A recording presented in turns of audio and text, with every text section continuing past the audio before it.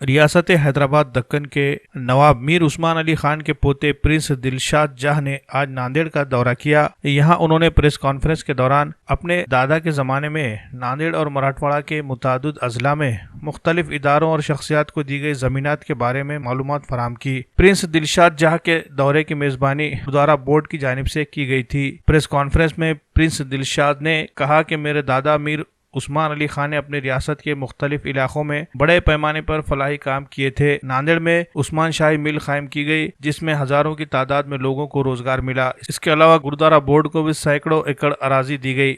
Board के जिम्मेदारान ने मीर उस्मान अली खान की जानिब से दी गई जमीनात के अच्छे तरीके से देखरेख की और वो जमीनात को महफूज रखा। ये जानकर मुझे बहुत खुशी हुई है। प्रिंस दिलशाद की नांदेड़ आमद के मौके पर गुरुद्वारा बोर्ड की जानिब से उनका निहायत शानदार अंदाज में इस्तकबाल किया गया। ऐसा इस्तकबाल जो हुकूमत हिंद के आला कायदीन के गुरुद्वारा दर्शन के मौके पर किया जाता है। इस मौके पर दिलशाद जहाँ के साथ caretaker Nanded Parbhani advocate Faiyaz, caretaker Marathwada Nadeem Pasha, advocate S Farhan, Mubeen Ahmed, Syed Khaiser, Abdul Azeem, legal adviser advocate Waziullah मौजूद थे। गुरुद्वारा बोर्ड की तरफ से administrative officer Gurmeet Singh Wadhwa, board के सेक्रेटरी डीपी सिंह और मीडिया एडवाइजर नरेंद्र सिंह मोदी भी मौजूद थे।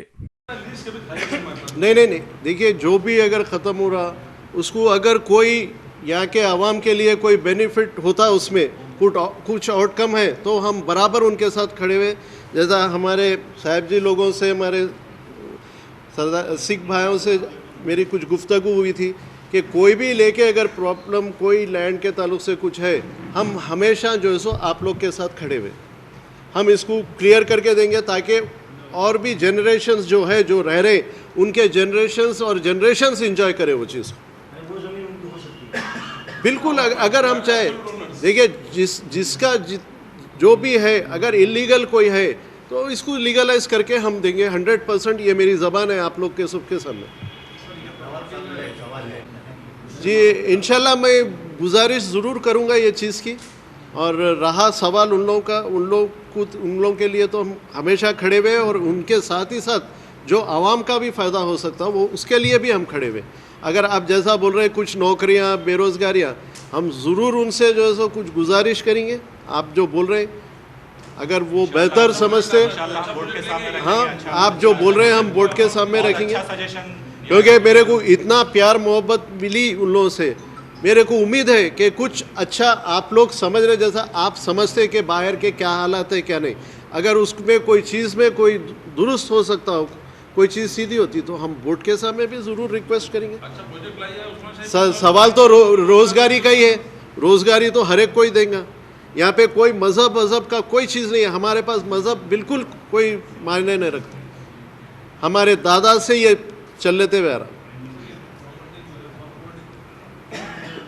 वक्फ बोर्ड को कोई प्रॉपर्टी यहाँ पे महाराष्ट्र में निज़ाम नहीं दी है। नहीं, अब ये देखिए, अब ये हम नहीं देखने की लापरवाही बोल सकते हैं आप इसको, और कुछ भी नहीं बोल सकते।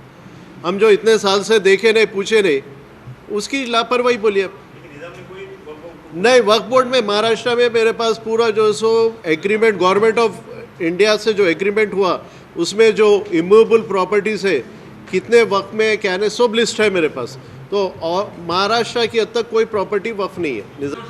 बहरहाल आप लोगों के ने आके एक चीज़ की ये खुशी हो गई कि एक भाईबंदी भाईचारा और हमारे जो पूरे गुरुद्वारा के पूरी बोर्ड है।